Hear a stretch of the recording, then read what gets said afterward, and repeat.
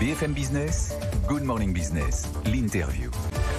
Et à 8h17, je reçois ce matin 1,2 million de patrons, de chefs d'entreprise de PME, en la personne de François Asselin, président de la CPME. Bonjour. Bonjour. Et c'est important parce que ce plus d'1 million d'entrepreneurs et de chefs d'entreprise, peut-être qu'effectivement ils s'interrogent pour le second tour, ou peut-être pas, je ne sais pas.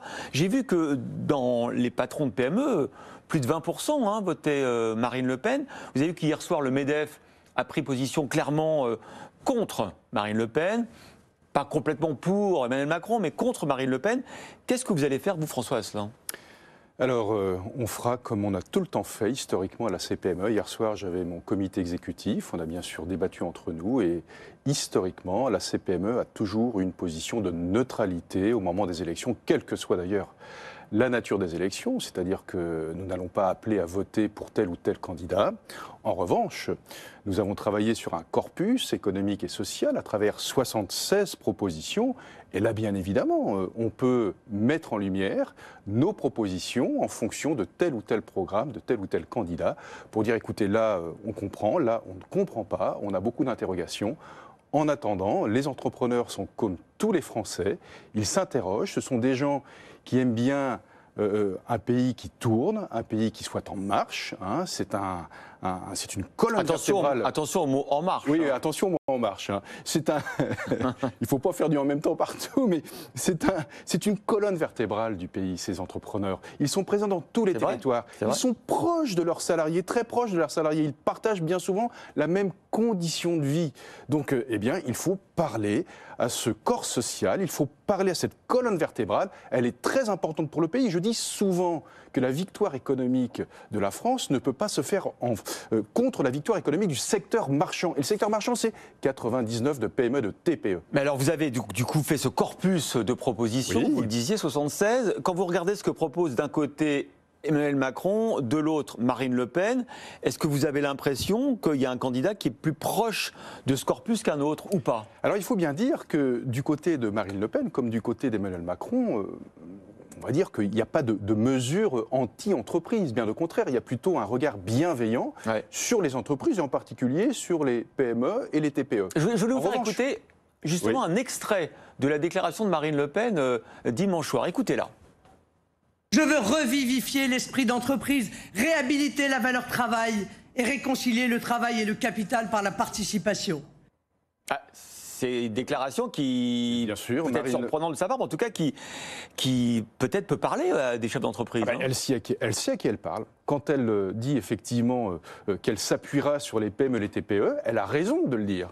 Mais Emmanuel Macron a tout aussi raison de faire en sorte que l'environnement des entreprises soit porteur pour ceux qui ont cette belle capacité de prendre des risques. On ne peut pas séparer la personne morale de l'entreprise de son dirigeant. L'entrepreneur, il faut avoir un chef et les salariés sont attachés à ce chef, bien évidemment. Chacun dans son rôle. Les salariés en leur assurant la juste protection et le juste salaire, et puis le chef d'entreprise devant assurer la prise de risque et devant être, quand il le peut, être récompensé pour cette prise de risque. Donc, évidemment, ce discours, bien évidemment, sonne plutôt juste à l'oreille des patrons de PME et TPE. Maintenant, nous sommes des pragmatiques. C'est-à-dire qu'on a beau nous faire des cris d'amour, on a beau faire de belles incantations, en attendant, nous sommes des pragmatiques, il faut, entre guillemets, que les programmes soient crédibles. Et c'est là où nous attendons les candidats. C'est là où, effectivement, lorsqu'on dit qu'il y aura la retraite à 60 et 62 ans, on ne voit pas comment la financer. C'est là où on voit que si le minimum retraite est à 1 000 €, sans augmenter les cotisations qui sont déjà les plus élevées d'Europe, on ne voit pas comment financer. Pour vous, c'est pas crédible, une retraite à 62 ans ? Écoutez, c'est un choix politique, mais c'est un choix politique qui va coûter énormément de milliards. Et là, aujourd'hui, on voit qu'on est vraiment dans la fête foraine, de partout, les milliards s'accumulent. J'ai peur qu'à la fin de la fête foraine, quand on va couper le courant, que ça soit bien triste, voyez-vous. Donc, il faut regarder le monde tel qu'il est, l'avenir tel qu'il est. Il sera exigeant. Et aujourd'hui, il ne faut surtout pas mentir aux Français. Moi, j'ai une question à vous poser, François, ça sur les retraites. Est-ce que c'est absolument indispensable de faire la réforme des retraites ? On a vu que la situation du régime des retraites générales allait mieux en 2021 parce qu'il y a eu la reprise économique. On a vu que le régime complémentaire des cadres est désormais en excédent. Alors, je ne veux pas déformer, la vérité c'est qu'il y a un déficit accumulé et que les 20 prochaines années seront compliquées. Bien sûr. Mais est-ce qu'il y a une absolue nécessité à faire cette réforme ? Alors, on peut toujours ne rien faire. Hein. On peut toujours se dire, vous inquiétez pas, c'est un choix politique, etc. Il y a une chose dont on ne peut pas s'affranchir, c'est le principe de réalité. Or, c'est quoi le principe de réalité au niveau des retraites? D'abord, on ne pourra s'en sortir que par le travail. Et à côté de cela... C'est ça la vraie réponse, en fait. C'est ça que la France doit travailler plus.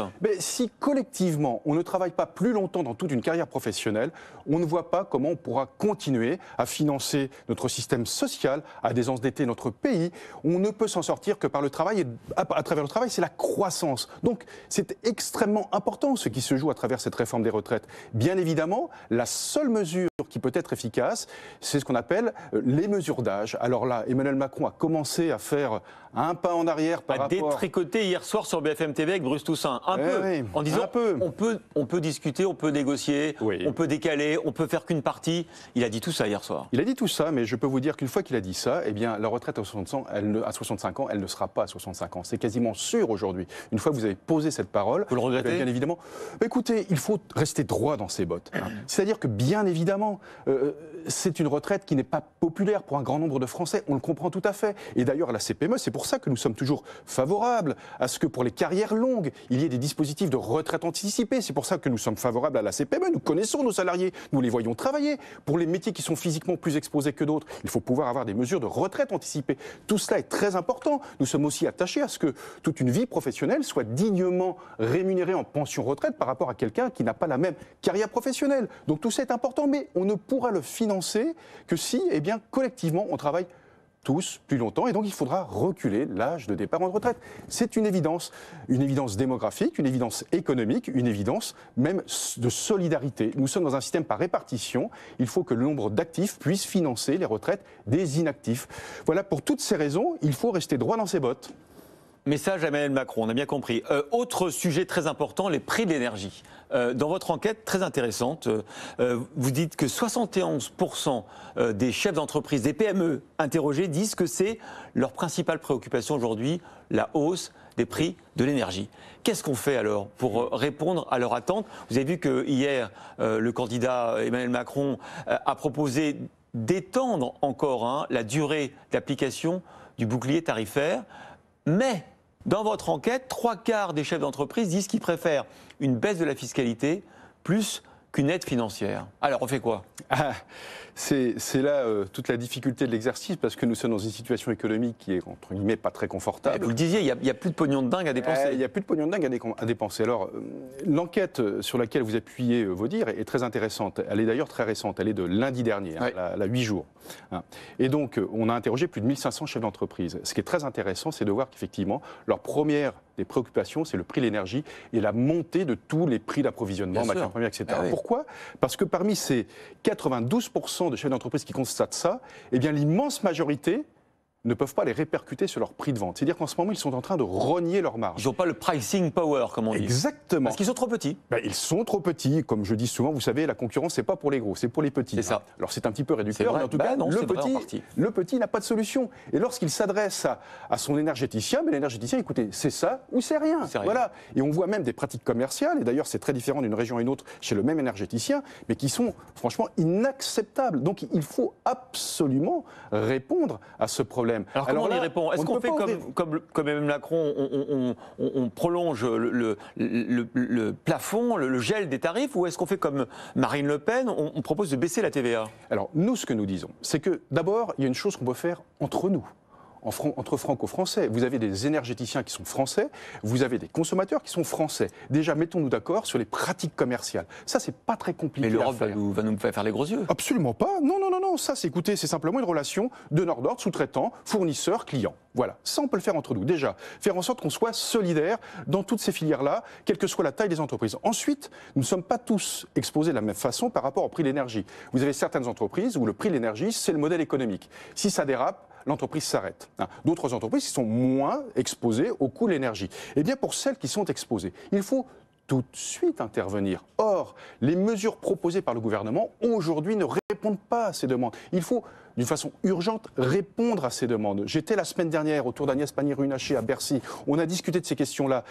les solutions proposées ne sont absolument pas adaptées. Qu'est-ce que vous feriez? Eh bien, tout simplement, vous savez, les entreprises qui sont fortement dépendantes, il faudrait leur verser des avances remboursables. Pourquoi avances remboursables? Parce que si à la fin de leur exercice, elles se retrouvent dans le rouge à cause du prix de l'énergie, eh bien, ces avances remboursables sont transformées en subventions. Ça leur permet de sauver la vie. Ça ne concernera pas des centaines de milliers d'entreprises, mais ça va concerner les belles PME qui sont dépendantes au prix de l'énergie. Voilà ce que nous proposons. C'est pas compliqué, c'est pas du quoi qu'il en coûte. Et puis, à travers cette enquête, il y a une chose très importante, c'est qu'on voit poindre un problème très important, c'est l'endettement des entreprises. Elles ont été accompagnées, elles ont été dignement accompagnées, avec beaucoup de mesures d'endettement, le fameux prêt garanti par l'État. Ce que nous demandons, c'est pas de rouvrir le quoi qu'il en coûte. Nous ne voulons plus d'endettement supplémentaire. En revanche, beaucoup d'entreprises ont besoin tout simplement de pouvoir étaler. Mais ça, on peut, normalement. On peut aller voir son banquier et renégocier. Absolument pas, parce que qu'est-ce qui se passe si vous voulez étaler votre prêt garanti par l'État? Vous êtes en défaut Banque de France. Votre note Donc, change. Ça s'arrête. C'est une pilule qui risque de vous amener à la mort. Donc il faut d'une façon urgente répondre à cette question. Et puis bien évidemment, à travers une élection présidentielle, eh bien, vous avez toutes les perspectives dont ont besoin, entre guillemets, les entrepreneurs. On a eu pendant 5 ans une lisibilité, une stabilité fiscale, il faut bien le dire. Eh bien, ce que nous avons besoin pour les entreprises, c'est la même visibilité, la même stabilité. Voilà, François Asselin, président de la CPME, donc pas de consigne de vote ou pas de jugement sur le programme de Marine Le Pen ou de Emmanuel Macron. Nous sommes des pragmatiques, 76 propositions portées par la CPME, à chacun de se faire son opinion. Bon, ça vous savez que votre position va faire débat. Non, parce que nous avons clairement affirmé, y compris hier dans la presse, dans les Échos, quels étaient les avantages et les inconvénients d'un programme par rapport à un autre. Marine Le Pen, bien évidemment, c'est un petit peu l'aventure, disons les choses telles qu'elles sont. Bon, ça c'est dit. Merci beaucoup François Asselin, président de la CPME, d'avoir été l'invité de Good Morning Business.